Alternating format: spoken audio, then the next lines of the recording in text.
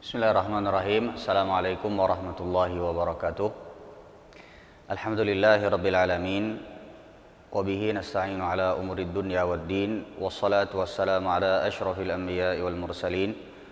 Wa ala alihi wa ashabihi wa man tabi'ahum bi ihsanin ila yaumiddin, amma ba'd. Anak-anak sekalian yang dirahmati oleh Allah Subhanahu wa taala, alhamdulillah, pertama-tama kita bersyukur kepada Allah Subhanahu wa taala. Alhamdulillah, pada kesempatan kali ini kita kembali bertemu dalam mata pelajaran fikih yang semoga Allah Subhanahu wa taala memudahkan kita untuk mendapatkan pemahaman yang baik, dan juga semoga Allah Subhanahu wa taala memberikan kekuatan kepada kita untuk mengamalkan ilmu yang telah kita pelajari.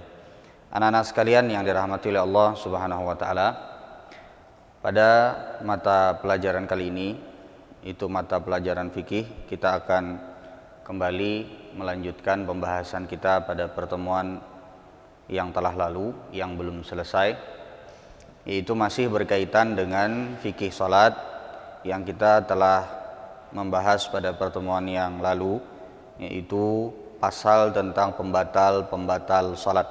Ya. Saya ulangi, ya, pada pertemuan yang telah lalu kita telah membahas pasal tentang pembatal salat, dan kita telah sebutkan hampir semuanya, namun masih ada beberapa yang tersisa. Dan sebelum kita melanjutkan, maka ada baiknya kalau kita murojaah sedikit atau kita ulangi sebentar dari apa yang telah kita sebutkan pada pertemuan yang telah lalu. Baik, ya. Yang telah kita sebutkan atau yang telah kita pelajari pada pertemuan yang telah lalu adalah pembahasan yang berkaitan dengan pembatal salat. Dan kita telah sebutkan pembatal salat di dalam mazhab Syafi'i, atau yang kita sebutkan dalam kitab Matan Al-Ghayah wa Taqrib, atau di dalam kitab Matan Abi Syuja yang menjadi pedoman untuk kita belajar fikih. Ini disebutkan ada 11 perkara yang membatalkan salat. Satu lagi, ada berapa? Ada 11 perkara. 11 perkara tersebut telah kita jelaskan sebagiannya satu persatu pada pertemuan yang telah lalu, namun sekali lagi kita akan ulangi sedikit agar supaya tidak bingung nanti, karena ini sangat berhubungan dengan materi kita pada kesempatan hari ini. Ya. Baik, 11 perkara. Zaidan.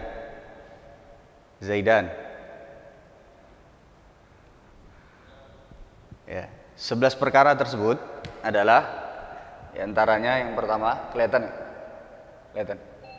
Yang pertama diantaranya adalah ini perkara-perkara yang membatalkan salat. Yang pertama adalah berbicara.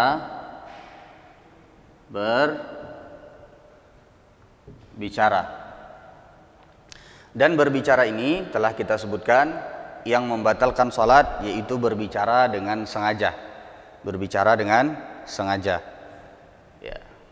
Yang kedua, bergerak dengan gerakan yang banyak dan beruntun.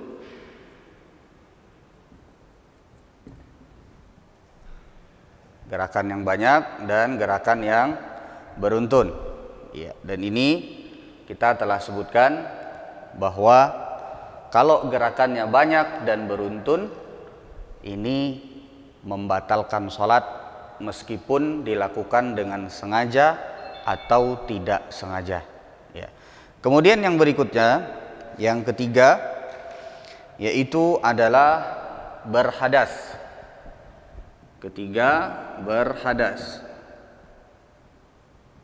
Berhadas.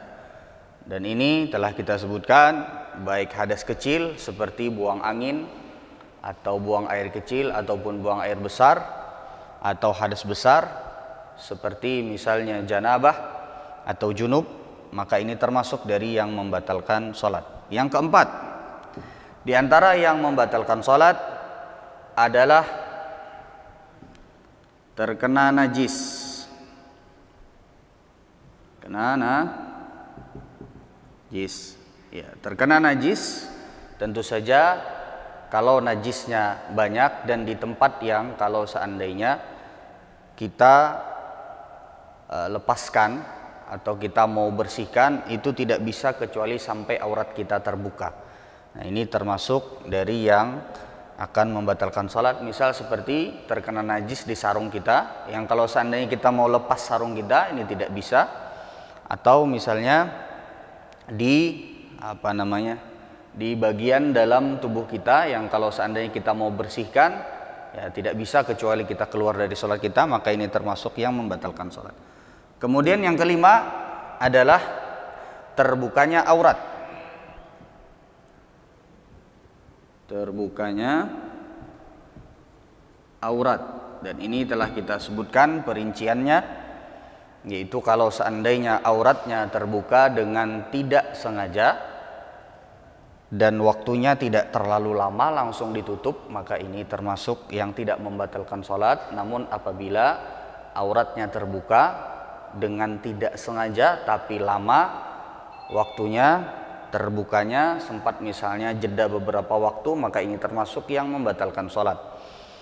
Ya, adapun kalau dibuka dengan sengaja, maka ini jelas membatalkan sholat meskipun hanya sebentar saja. Ya, kemudian yang berikutnya, yang keenam, merubah niat. Merubah ya, dan merubah niat ini sebagaimana yang telah kita sebutkan pada pertemuan yang telah lalu bisa tiga.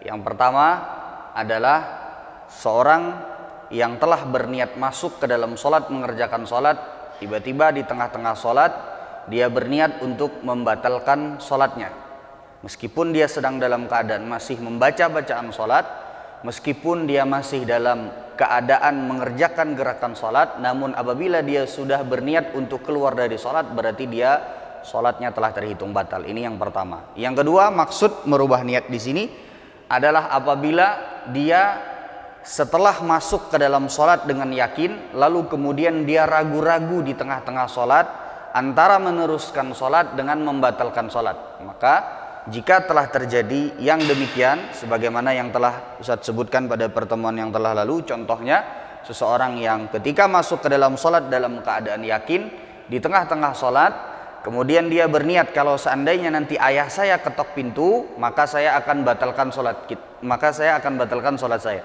Maka kalau seseorang sudah berniat demikian, artinya kalau seandainya nanti ada yang ketok pintu, atau ayah saya ketok pintu, atau ibu saya ketok pintu, maka saya akan batalkan sholat saya untuk membukakan pintu. Maka ini termasuk dari yang membatalkan sholat. Kemudian yang ketiga, juga gambaran dari merubah niat.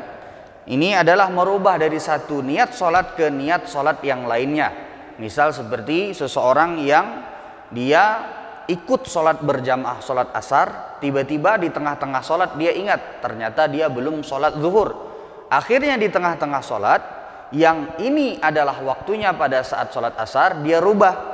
Saya karena belum sholat zuhur, di tengah-tengah sholat dia berubah, udah ini berarti saya sholatnya sholat zuhur. Setelah di awal dia berniat untuk mengerjakan sholat asar, di tengah-tengah dia rubah menjadi sholat zuhur.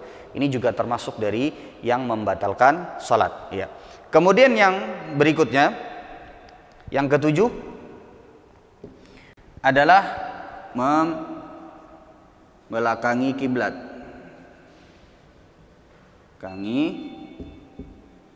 Kiblat ini termasuk yang juga membatalkan sholat. Jadi kalau kita sholat kemudian kita merubah arah kita sampai membelakangi kiblat, maka ini termasuk dari perkara yang membatalkan sholat. Kemudian yang ke-8 dan yang ke-9.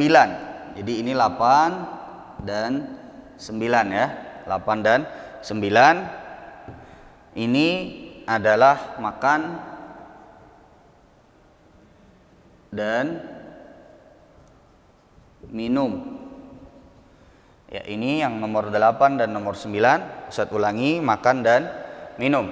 Dan makan dan minum ini telah kita sebutkan perinciannya pada pertemuan yang telah lalu, bahwa kalau makan dan minum banyak yang dimakan dan yang diminum, maka membatalkan sholat secara otomatis.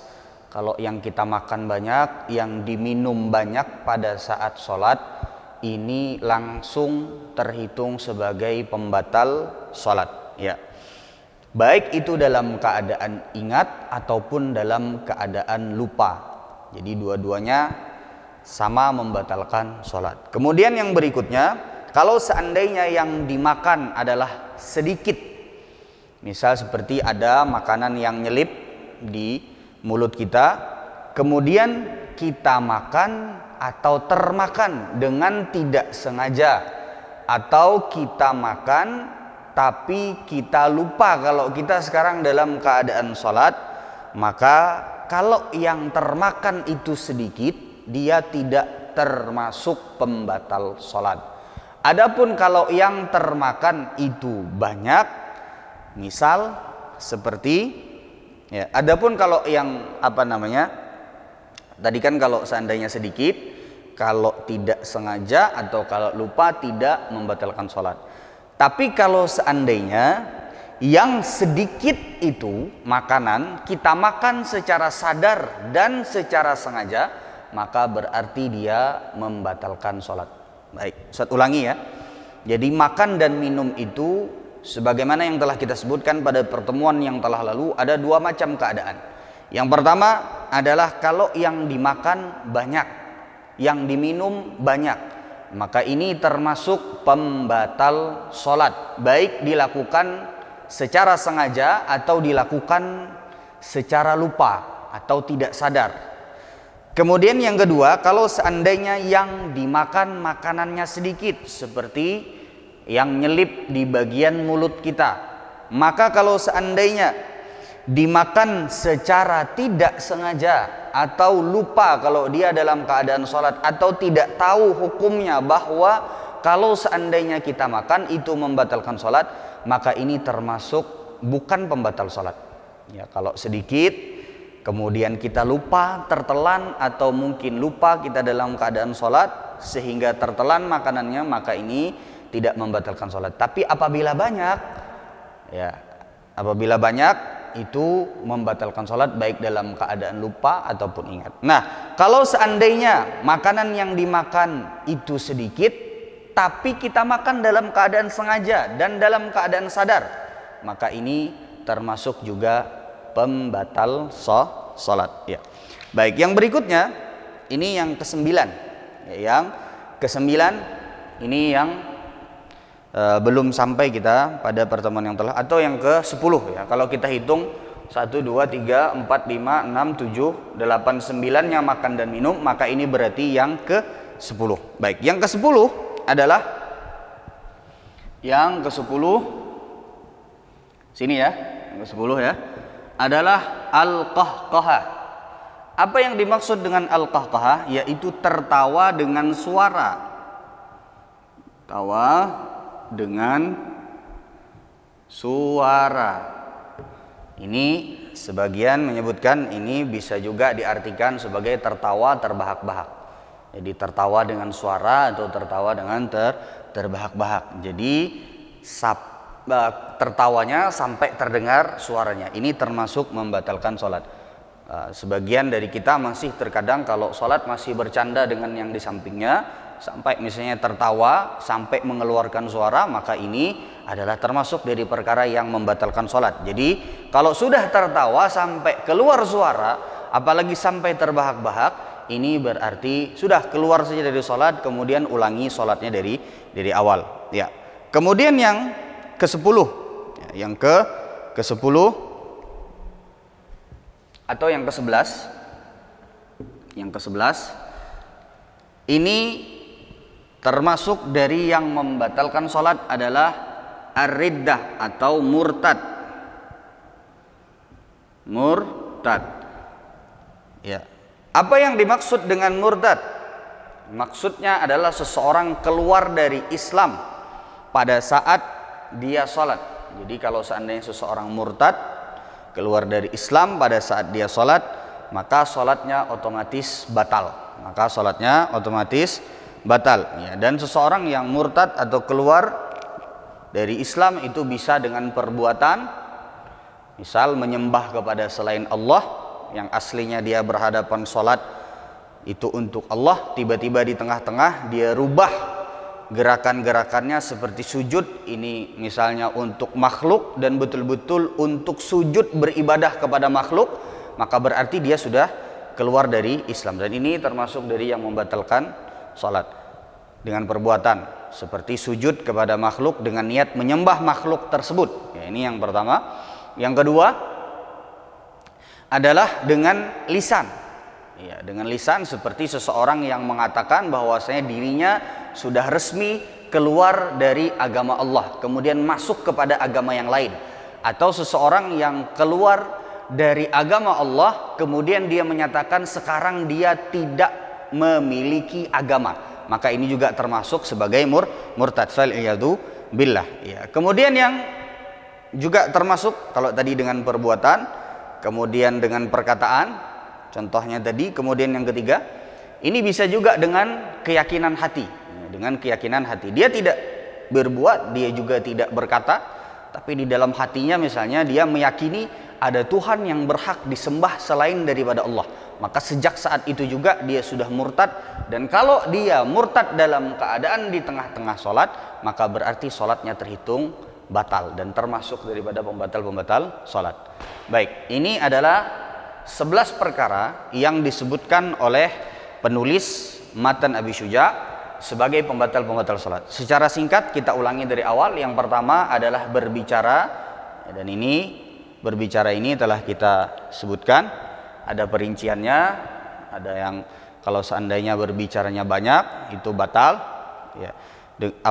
Berbicaranya dengan sengaja kemudian banyak itu batal ya. Ya.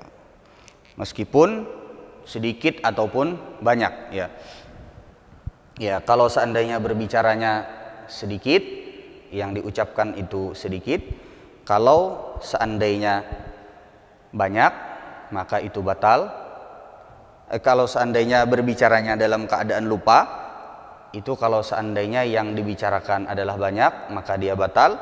Tapi kalau seandainya yang dibicarakan adalah sedikit, dia tidak membatalkan sholat. Kemudian yang kedua adalah bergerak, dan gerakan yang membatalkan sholat ini gerakan yang banyak dan beruntun ya. Jadi kalau gerakannya banyak tapi terpisah-pisah, ini tidak membatalkan sholat. Tapi kalau gerakannya banyak dan beruntun, ini termasuk yang membatalkan sholat. Kemudian yang ketiga berhadas, seperti misalnya buang angin, kencing, atau mungkin buang air besar, maka ini termasuk dari yang membatalkan sholat. Kemudian yang keempat terkena najis. Yang kelima terbukanya aurat. Yang keenam merubah niat. Yang ketujuh ya membelakangi kiblat atau berpaling dari arah kiblat, ini juga termasuk yang membatalkan sholat. Yang kedelapan dan yang kesembilan adalah makan dan minum. Yang kesepuluh tertawa dengan suara atau tertawa terbahak-bahak. Yang ke-11 adalah murtad. Ini 11 perkara yang termasuk dari pembatal-pembatal sholat. Baik. Ya.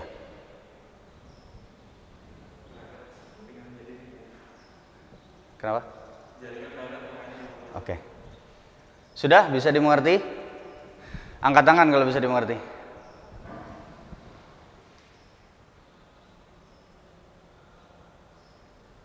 Baik. Kita masuk kepada pembahasan yang baru. Ya, kita akan masuk kepada pembahasan yang baru. Ustadz mohon perhatian. Ini pembahasannya agak sedikit rumit, agak sedikit sulit. Jadi mohon untuk lebih diperhatikan atau lebih ditarkis. Ustadz hapus ya.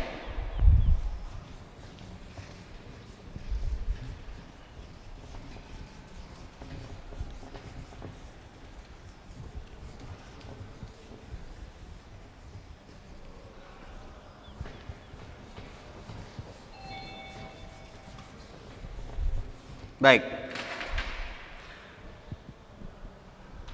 Coba dinyalain di Mukhlas.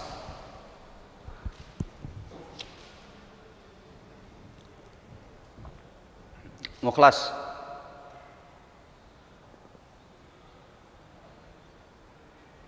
Mukhlas. Mukhlas dengar Ustaz? Coba dilihat halaman berapa di buku antum pasal tentang coba dilihat, perhatikan setelah pasal yang membatalkan sholat, antum balik bukunya, ada pasal tentang perkara-perkara yang tertinggal di dalam sholat. Halaman berapa di buku antum?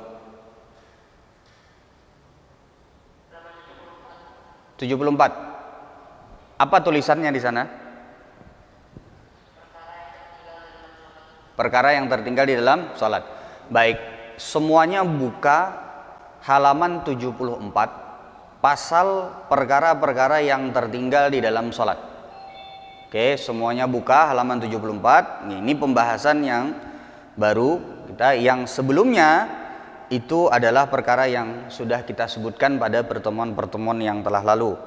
Itu tentang masalah jumlah rakaat, kemudian jumlah sujud, kemudian juga jumlah takbir. Ini sudah kita sebutkan pada tata cara sholat yang telah lampau, yang telah kita pelajari bersama. Nah, sekarang kita masuk untuk mempersingkat waktu.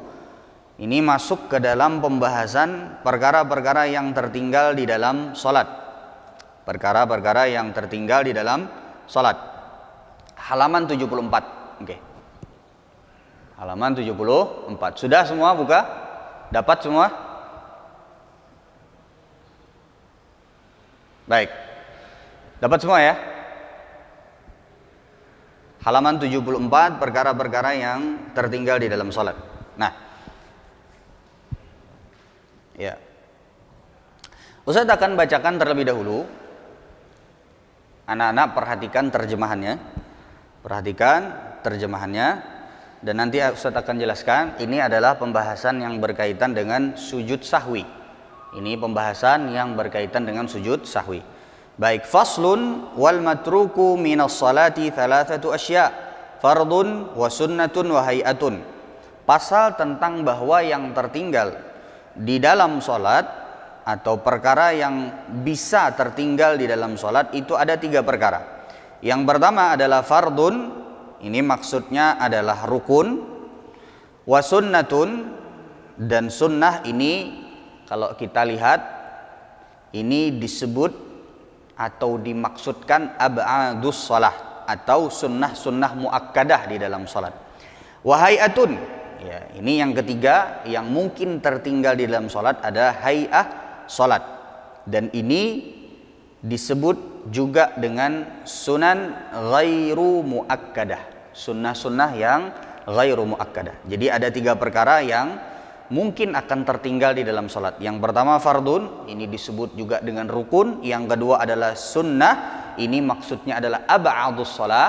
Yang ketiga adalah hay'ah, yaitu adalah sunnah-sunnah ghairu muakkadah. Contohnya fardun, contohnya rukun adalah ketika seseorang tertinggal surat Al-Fatihah. Baik, bisa dimengerti? Karena salah satu dari rukun sholat adalah surat Al-Fatihah. Yang berikutnya sunnah ab'adus shalah, ini diantara contohnya adalah tasyahud awal. Tasyahud awal, jika tertinggal tasyahud awal, ini berarti kita tertinggal ab'adus shalah. Ya. Yang berikutnya hay'ah. Ya. Yang berikutnya adalah hay'ah. Ya. Termasuk dari hay'ah, dan kita telah sebutkan hay'ah itu ada 15 perkara. Di antaranya adalah seperti misal bersedekap, itu termasuk hay'ah. Kemudian juga ada isti'adzah, ini juga termasuk hay'ah salat. Yang berikutnya misal seperti ya,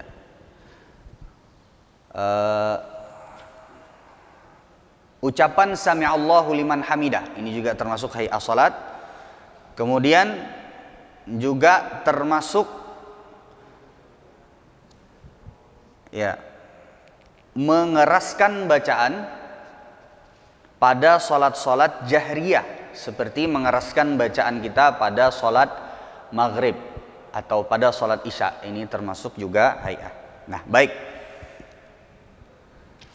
Sudah bisa dimengerti. Jadi ada 3 perkara yang mungkin tertinggal. Yang pertama adalah fardun, rukun sholat. Kemudian yang berikutnya adalah sunnah. Ini maksudnya adalah ab'adus sholat. Contohnya seperti ketinggalan tasyahud yang pertama. Yang ketiga adalah hay'ah. Ya, contoh ketinggalan hay'ah adalah ketinggalan bersedekap. Ya, atau ketinggalan takmin, mengucapkan amin, atau ketinggalan mengucapkan isti'adah. Ketinggalan mengucapkan a'udzubillahi minasyaitonirrajim pada saat salat. Ini berarti ketinggalan hay'ah. Dan ketiga perkara ini, perhatikan, ketiga perkara ini jika kita tertinggal dalam salat, maka ada hukum masing-masing dari setiap perkara tersebut yang harus kita pahami. Ya, Ustaz ulangi. Ketiga perkara ini apabila kita tertinggal, kelupaan atau mungkin ragu apakah kita sudah melakukannya atau belum melakukannya, maka ada hukum-hukum yang berkaitan dengan keraguan dan tertinggalnya kita terhadap 3 perkara tersebut, dan masing-masingnya berbeda. Baik. Nah, ini hubungannya nanti dengan sujud sahwi. Ya, ini hubungannya dengan sujud sahwi. Baik. Secara umum, sujud selain daripada sujud kita pada saat sholat itu ada 3 perkara. Yang pertama, ini sujud ya, selain daripada sujud kita untuk sholat, sujud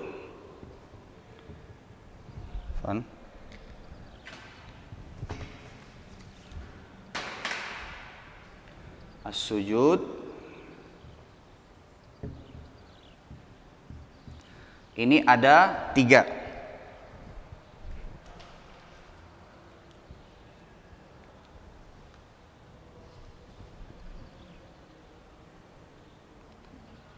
Ya, selain dari sujud yang kita lakukan ketika sholat, yang setelah ruku, ada 3 macam sujud.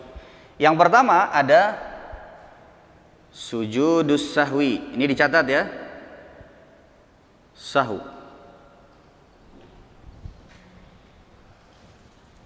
Sujudus sahwi. Sujudus sahwi.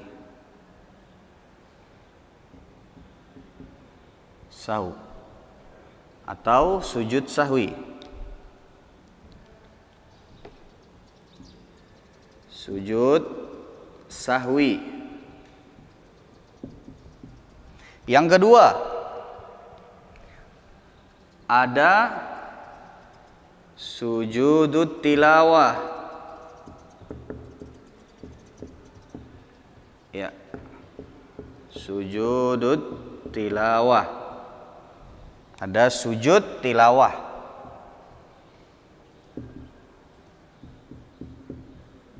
Tilawah. Jelas tulisannya? Ini dicatat ya. Zaidan. Dicatat Zaidan. Baik. Yang ketiga ada sujudus syukri.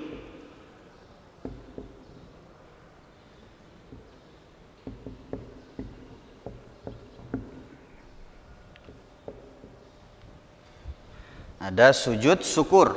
Kalau biasa kita sebut sujud syukur. Baik. Ada 3 perkara. Ada 3 macam sujud. Selain dari sujud kita pada saat kita sholat yang setelah ruku, itu ada 3 sujud. Yang pertama, ini sujud sahwi. Dan ini tidak mungkin dilakukan kecuali pada saat kita sholat. Tidak ada orang yang di luar sholat melakukan sebuah kesalahan kemudian sujud sahwi. Ini tidak boleh. Ya, jadi sujud sahwi itu tidak boleh dilakukan, tidak disyariatkan dilakukan kecuali pada saat kita sholat. Jadi hubungan sujud sahwi itu dengan sholat. Sampai sini bisa dimengerti? Baik. Yang kedua, ini ya, tadi ya saya tulis, ini dilakukan pada saat sholat hanya pada saat salat. Yang kedua, ada sujud tilawah atau sujud tilawah, dan ini bisa pada saat salat, juga disyariatkan di luar salat dan di luar salat. Sujud tilawah ini adalah kalau seandainya kita lewat di ayat yang ada ayat sajadahnya, seperti pada surat sajadah, baik itu kita baca atau kita dengar pada saat kita sedang mengerjakan sholat, atau kita dengar, kita baca di luar kita sholat, maka disyariatkan kita untuk sujud tilawah. Faham sampai sini? Angkat tangan kalau paham. Fabian, paham Fabian? Angkat tangan kalau paham. Baik. Yang berikutnya adalah sujud syukri, yaitu sujud syukur, dan sujud syukur ini hanya disyariatkan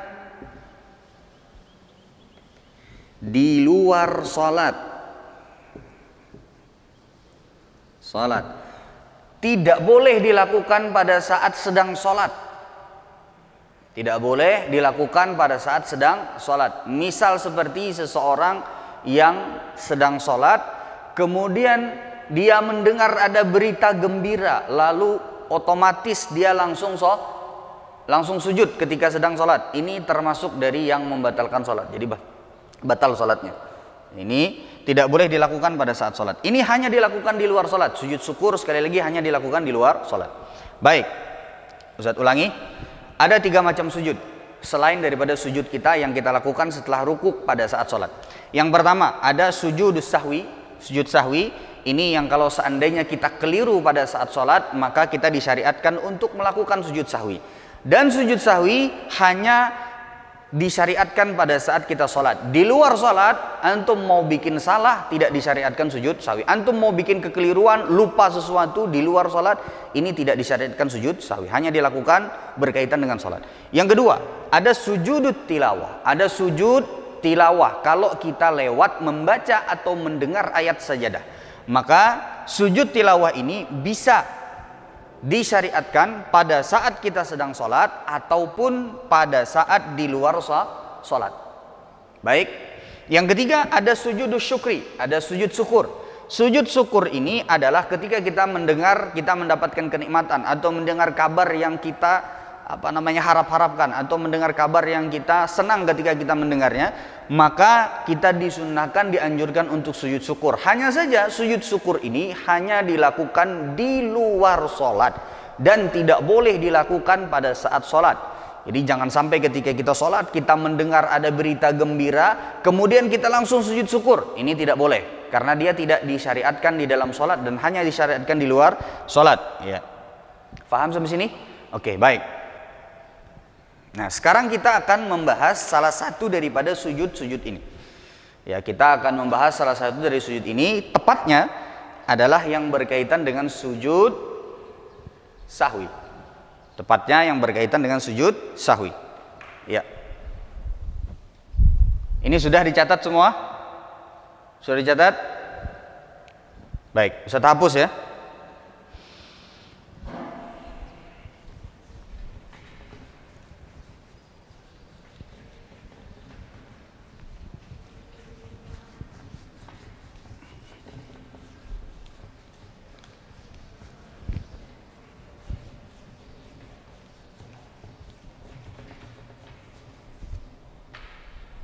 Baik, sekarang kita masuk ke dalam pembahasan yang berkaitan dengan sujud sahwi.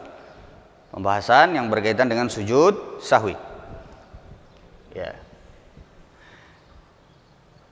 Sudah? Siap semuanya?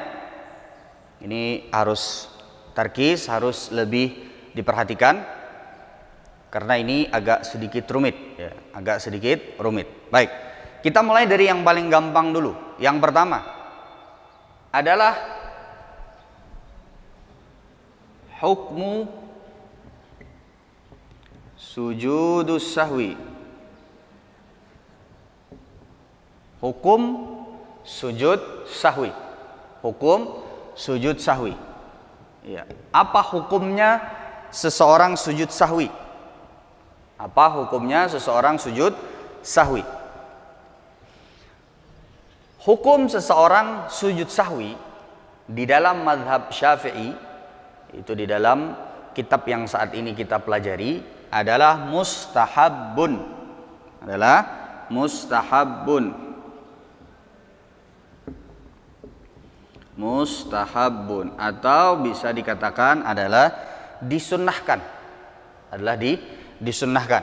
Ya, artinya kalau seandainya kita keliru di dalam sholat, lalu kemudian kita sujud sahwi, maka ini kita melakukan sesuatu yang disunnahkan. Namun apabila kita tidak lakukan, berarti sholat kita tetap sah. Ini menurut mazhab Syafi'i.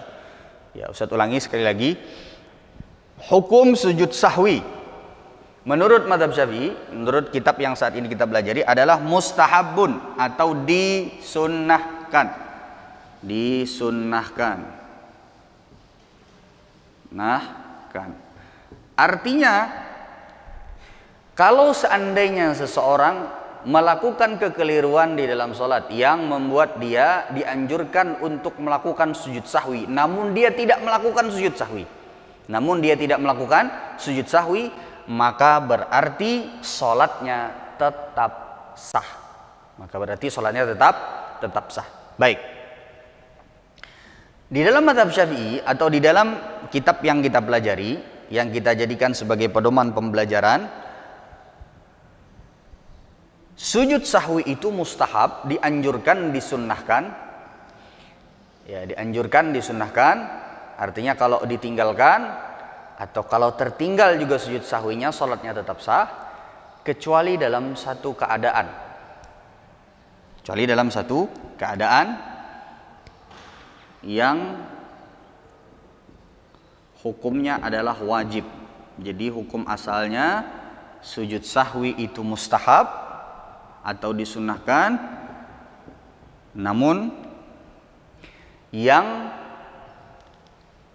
namun ada satu keadaan yang sujud sahwi itu terhitung wajib di dalam mazhab Syafi'i, yaitu adalah, ini wajib ya,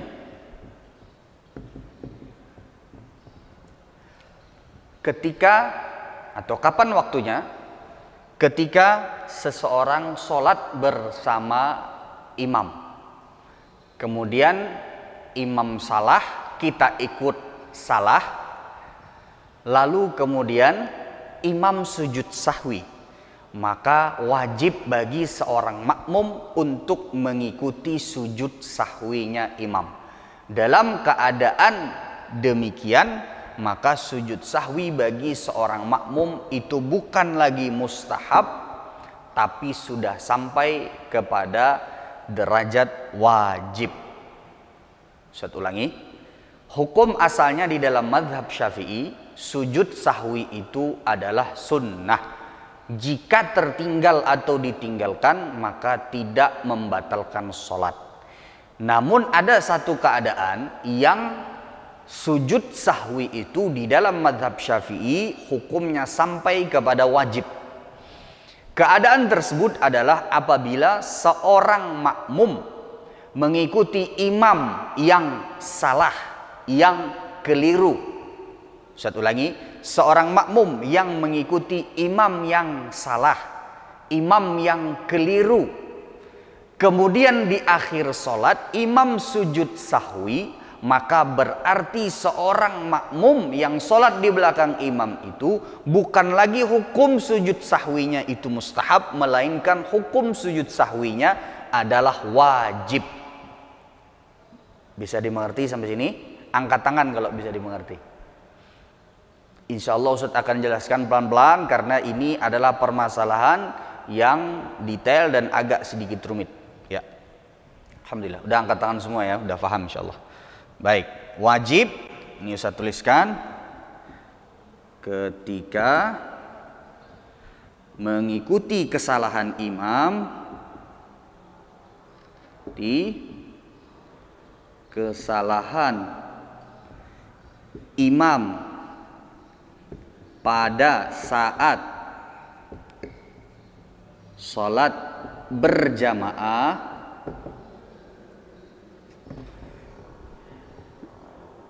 kemudian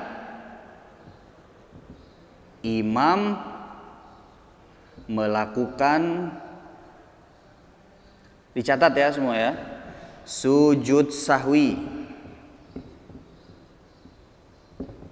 di akhir sholatnya. Salat. Ini adalah satu waktu atau satu tempat di mana kita atau di mana di dalam mazhab Syafi'i sujud sahwi itu sampai kepada derajat wajib. Baik. Ini yang pertama, hukum sujud sahwi. Yang kedua, ini sudah paham semua? Sudah?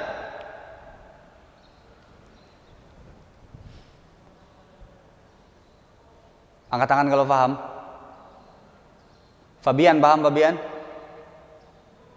Angkat tangan Fabian kalau paham. Baik.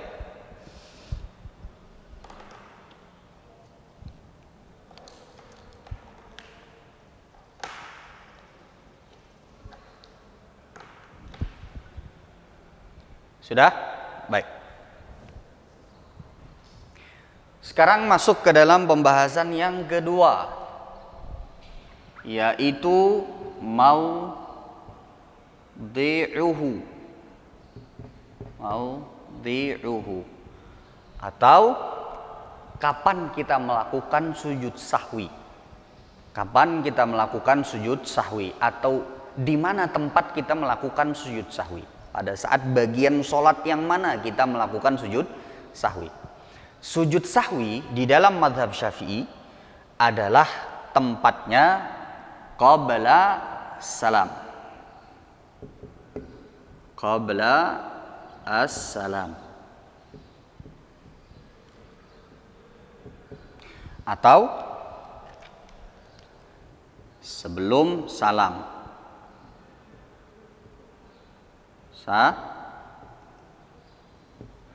Ini tempat sujud sahwi di dalam mazhab Syafi'i. Sebelum salam, sebelum kita tutup sholat kita, sebelum kita keluar dari sholat kita dengan mengucapkan salam, berpaling ke kanan dan berpaling ke kiri, maka disitulah tempat sujud sahwi. Ustadz ulangi, kapan atau di mana tempat kita sujud sahwi? Kapan atau di mana posisi kita sujud sahwi? Ini kapan atau tempat atau posisi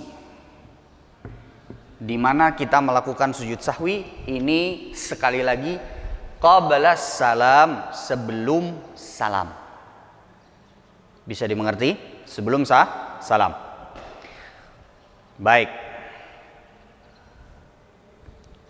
Sudah? Angkat tangan kalau bisa. Ustadz akan pelan-pelan menjelaskan ini supaya bisa difahami dan bisa dimengerti, karena ini adalah termasuk pembahasan yang agak sedikit rumit. Baik, sekarang misal Ustadz ingin sebutkan satu misal. Coba dinyalakan suara dari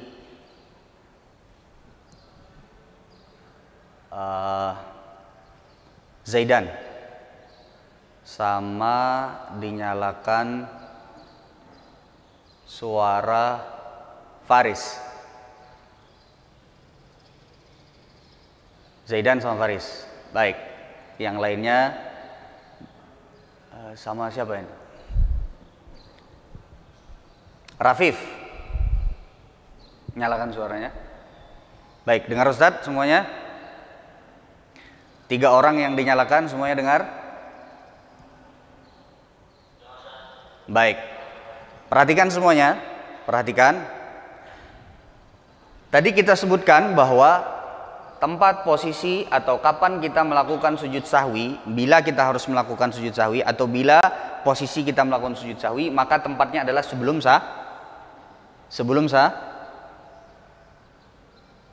apa? Rafif, sebelum apa Rafif? Sebelum salam. Baik. Ustadz akan sebutkan satu contoh. Misal kita masuk ke dalam sholat, tapi kita masuk dalam keadaan masbuk atau terlambat, sehingga kita tertinggal 1 rakaat. Perhatikan semuanya. Kita masuk ke dalam sholat, misal kita tertinggal 1 rakaat. Baik. Berarti ini ceritanya sholat berjamaah. Lalu kemudian kita masuk, datang terlambat, ketinggalan 1 rakaat sholat. Misal kita ambil sholat subuh. Imam sudah melakukan 1 rakaat. Kita tertinggal karena misalnya kita dari kamar mandi, dari WC, karena sakit perut, akhirnya kita misalnya datang terlambat, ketinggalan 1 rakaat. Ketika kita ketinggalan 1 rakaat, berarti kita masuk kalau dalam sholat subuh rakaat keberapa? Zaidan, rakaat keberapa? Rakaat ke-2. Baik. Kita masuk pada rakaat ke-2. Masuk pada rakaat kedua. Rakaat kedua. Perhatikan. Di rakaat kedua berarti kita sudah ikut sholat berjamaah.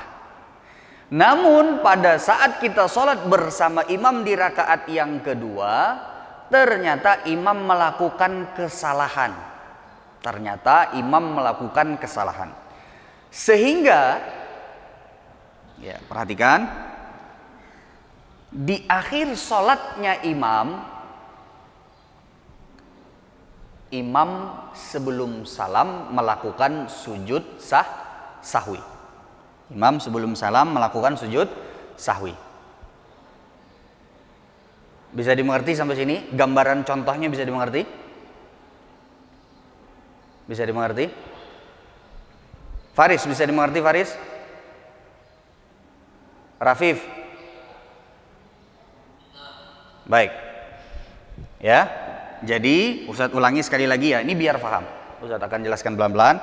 Kita mau sholat berjamaah sholat subuh, tiba-tiba kita terlambat, ketinggalan 1 rakaat. Artinya di rakaat yang pertama kita sudah tidak ikut. Kita masuk pada rakaat yang kedua. Dan di rakaat yang kedua, yang kita sholat bersama imam, kita sudah menjadi makmum, tiba-tiba imam melakukan kesalahan.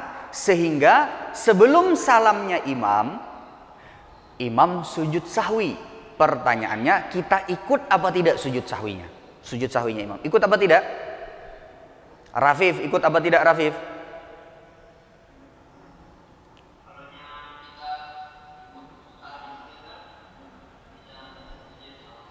Hah? Ikut apa tidak? Faris, ikut apa tidak Faris?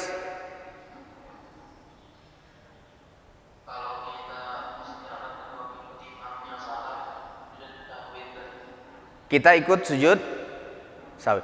Jadi sekarang ini posisinya imam salah, kita juga ikut salah. Karena kita mengikuti imam. Imam salah, kemudian kita juga salah. Di rakaat kedua imam melakukan sebuah kesalahan. Lalu kemudian kesalahan imam tersebut kita ikuti. Lalu kemudian imam sebelum salamnya imam sujud sahwi.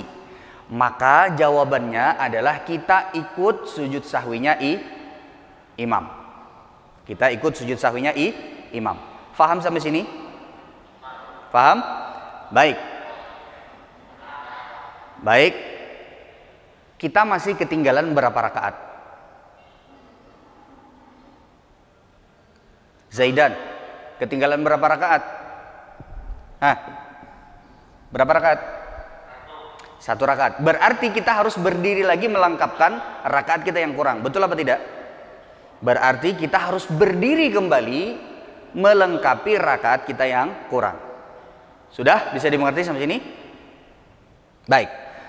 Setelah kita melengkapi rakaat kita yang kurang, kemudian pada saat kita sebelum salam, pertanyaannya, apakah kita harus sujud sahwi kembali ataukah kita mencukupkan diri dengan mengikuti sujud sahwinya imam yang tadi? Mana yang betul? Zaidan. Menurut Ana mencukupkan sujud sahwi yang imam tadi. Mencukupkan dengan sujud sahwi yang bersama imam. Baik. Kemudian coba Faris. Imam.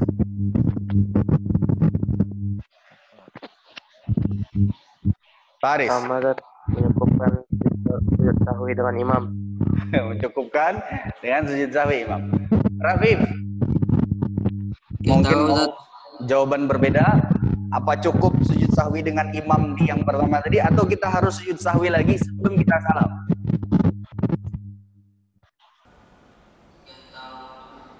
Hah? Nggak tahu. Baik. Baik. Sekarang Ustadz jelaskan.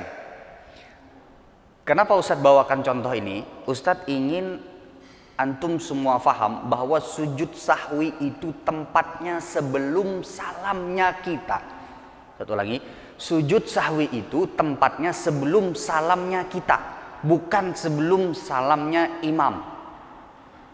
Berarti kalau kita melakukan kesalahan mengikuti imam yang salah tadi, lalu kemudian kita ikut sujud sahwinya imam, itu buat kita bukan terhitung sujud sahwi. Karena tempat sujud sahwi kita sebenarnya adalah sebelum kita salam. Makanya Ustadz tekankan tempat sujud sahwi itu adalah sebelum salam. Faham sampai sini? Angkat tangan kalau faham. Kalau enggak Ustadz ulangi. Zaidan faham apa tidak? Paham. Faham. Berarti kalau seandainya dalam kasus yang kita sebutkan tadi harus sujud sahwi lagi sebelum salam, apa cukup dengan sujud sahwinya yang kita ikuti bersama imam tadi? Sujud sahwi lagi. Kenapa? Karena sujud sahwi itu tempatnya sebelum salam. Kalau yang pertama tadi kita mengikuti imam tadi itu sebelum salamnya imam, tapi kita belum salam. Dan sujud sahwi kita yang sebenarnya adalah nanti sebelum kita salam keluar dari sholat kita. Sampai sini bisa dimengerti? Bisa? Coba buka Raihan. Semuanya tutup, buka Raihan.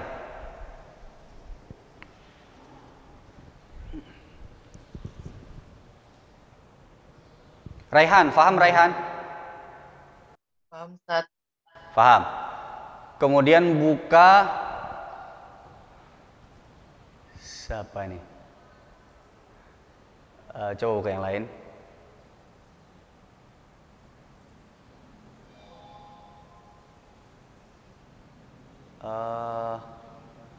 Coba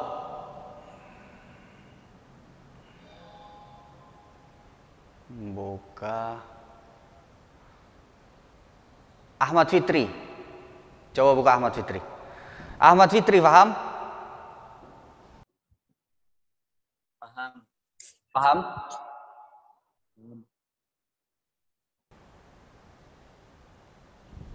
Ahmad Fitri paham? Bilang kalau paham. Kalau nggak paham, satu ulangi.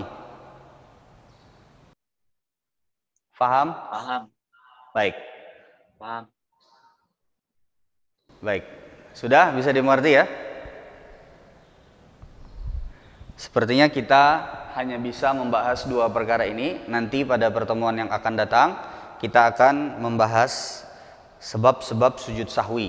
Kapan sujud sahwi itu disyariatkan, atau sebab-sebab yang membuat seseorang disyariatkan untuk melakukan sujud sahwi. Baik.